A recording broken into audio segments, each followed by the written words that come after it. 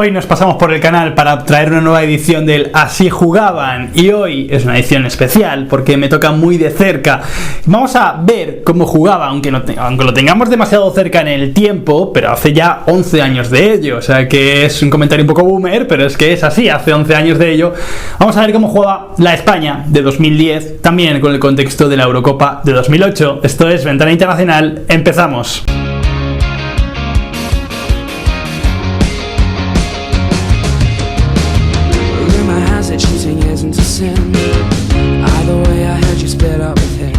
Bueno, pues aquí estamos ya frente a la pizarra como de costumbre y vamos a meternos ya en harina. El equipo de España en 2010 consigue el Mundial de una forma muy específica de juego, buen trato del balón, jugadores muy dinámicos con la pelota, mucha movilidad, sobre todo de 3/4 de campo hacia adelante, también con la cierta herencia de la Eurocopa de 2008 con Luis Aragonés, aunque ese equipo era muchísimo más vertical, defendía más rezagado, más en un bloque más medio, no tan alto como España, no tan presionante. Y España en 2010 es un equipo que, sobre todo, defiende bastante lejos de su portería, con la línea bastante adelantada, presionando al rival, y esto sobre todo también se hace patente en los partidos ante Alemania, ante Países Bajos, sobre todo ante Alemania. El partido de semifinales yo creo que es el mejor ejemplo de la esencia de esta selección, ¿no? Igual que las semifinales de la Eurocopa 2008 con Luis Aragonés, ante Rusia, muestra la esencia de ese equipo. Las semifinales del Mundial 2010 en Sudáfrica con Del Bosque muestran realmente lo que era este equipo. Aquí tenemos el equipo tipo, que no con el que empezó España, sino con el que terminó titular la Copa del Mundo de 2010. Casillas en portería, Sergio Ramos, Piqué, Puyol, Capdevila, Busquets, Alonso, Xavi, Iniesta, Pedro y Villa. España, a modo de resumen, comienza su mundial con Iniesta por la banda, Iniesta por la banda derecha, Iniesta por una de las dos bandas, y en vez de con Pedro, aquí estaría Silva. Así comienza ante Suiza, el partido que pierde, y Villa como único punta. Es verdad que luego también da entrada Del Bosque, saca a Iniesta del equipo y entra Navas contra Honduras, y también entra Torres y Villa.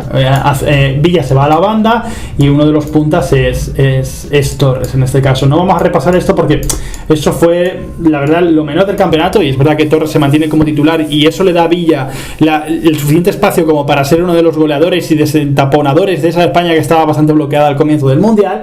Pero vamos a repasar este equipo, porque con este equipo España llega a la esencia de su juego, a lo que realmente el plan de Del Bosque quería llegar desde un momento. Yo creo que es la máxima expresión del guión del plan de juego de Del Bosque.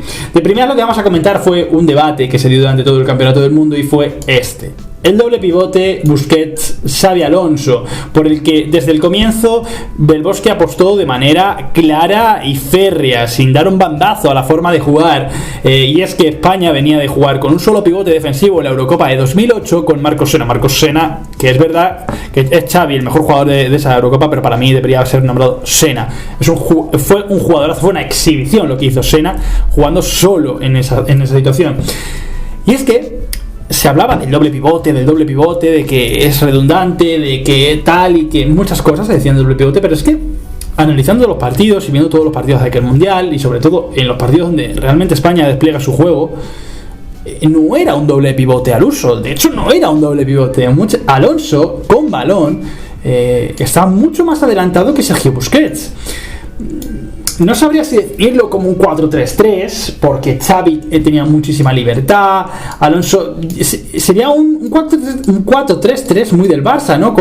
Con Busquets, que jugaba aquí en el Barça, Xavi, que estaba un poco más intermedio, y luego Iniesta, ¿no? Pues aquí en España era Busquets, Alonso y Xavi. Iniesta por la banda izquierda normalmente, aunque permutaba de posición, y Pedro por aquí bastante libre, y sobre todo también con mucha capacidad de entrar hacia adentro, porque Ramos subía mucho la banda.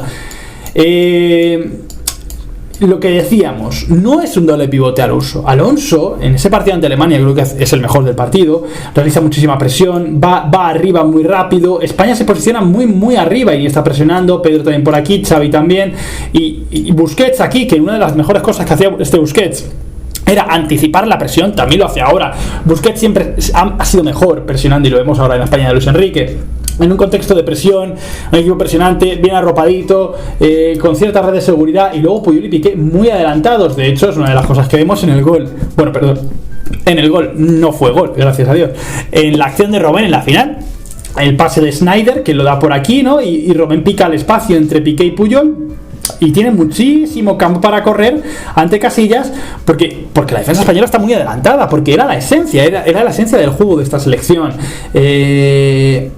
Y es eso, no había un doble pivote al uso. Es verdad que tal vez cuando España había fases mínimas en los partidos en los que estaba replegada, sí que se podría observar a Alonso cerca de Busquets, Xavi por delante, Iniesta, Pedro y Villa. Se podría observar pues un 4-4-2, más o menos era esto, pero cuando España se desplegaba esto no era así. Y luego está la zona de tres cuartos.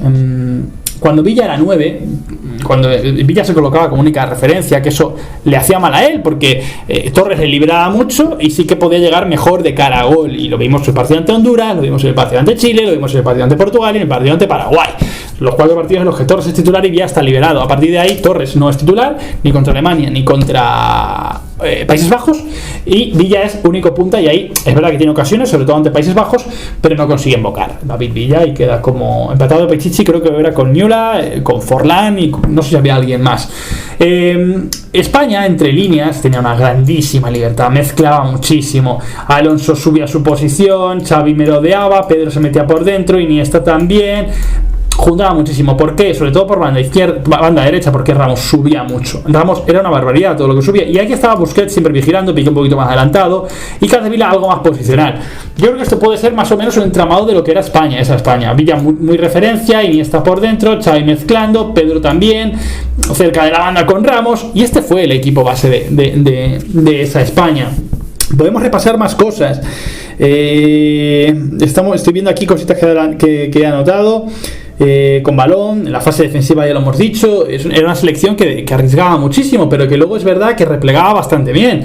Se replegaba bajo esa línea 4-4-2, con Alonso muy cerca de Busquets, siempre los dos realizando vigilancias defensivas, y sí que se podía decir que era un doble pivote, pero en fase defensiva, algo totalmente normal, porque los equipos en fase defensiva suelen defender con un doble pivote, jueguen con 4-3-3 o jueguen con otro tipo de sistema. O se meten en 4-4-2, es lo más normal, y a partir de ahí defienden, y así era como lo hacía esta España, que también tenía en el juego aéreo una principal baza, porque tenía buenos lanzadores, como era Xavi, como era el propio Xavi porque era el encargado de lanzar casi todo. Villa de forma directa sí, pero el balón parado de ejecutarlo hacia el área era Xavi, como en el gol de Alemania. Entraba Piqué, que tenía un buen remate de cabeza porque era alto, entraba Puyol, que ya vimos que tiene buen remate, Busquets, que es también un jugador potente por arriba, no tan prodigado en el remate de cabeza, Sergio Ramos, una España que se denominaba la España de los bajitos, pero que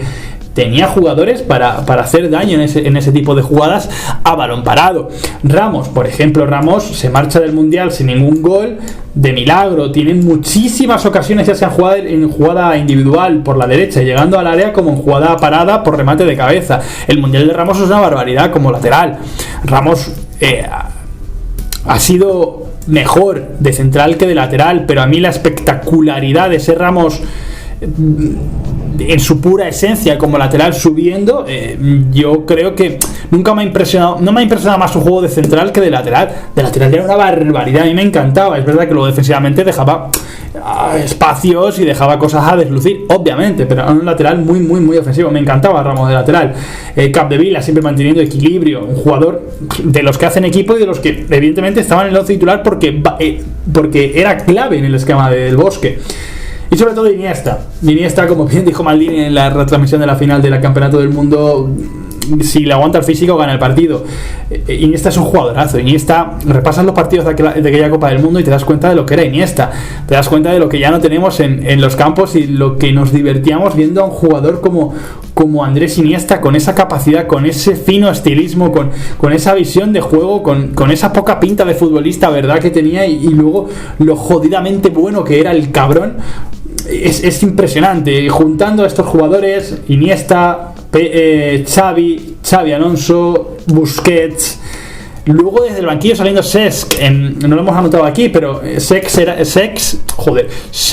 Fábregas era de los primeros cambios del Bosque y poblaba más el centro del campo, y eso pasó en la final ante Holanda. Se quedaba España así ya como un claro 4-1-4-1, con Busquets como único pivote y Cesc, que seguramente entraba por Alonso, Navas entró por Pedro, entonces se quedó como un claro 4-1-4-1 esa selección.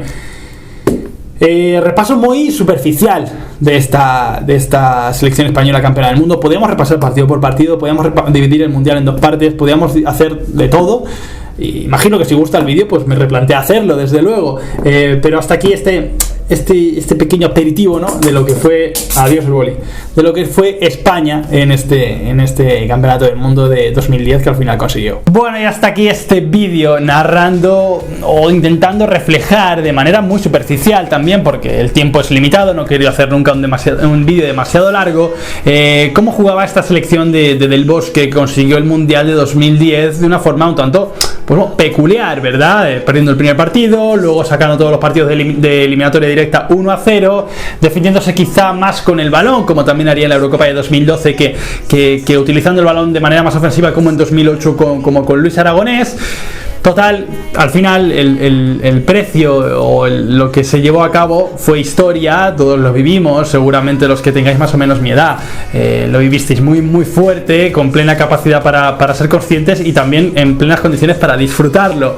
La verdad es que fue un sueño, desde luego, y un equipo que merece ser también estudiado de cerca, como ha pasado en este caso, porque se han olvidado muchas cosas. A lo mejor nos quedamos solo con lo superficial y realmente había cosas que desde luego seguramente no volvamos a ver una generación así y jugadores de tanta calidad como los que había sobre el campo. Sin más, si tenéis algo que decir sobre este equipo, evidentemente dejar un comentario, lo que queráis apreciar, lo que queráis añadir, dejar un like si os ha gustado este tipo de vídeos, que me consta que sí os gustan este tipo de vídeos de así jugaban estas selecciones, aunque sea un poquito más moderna esta, y suscribiros al canal. Nos vemos en el próximo vídeo. Chao.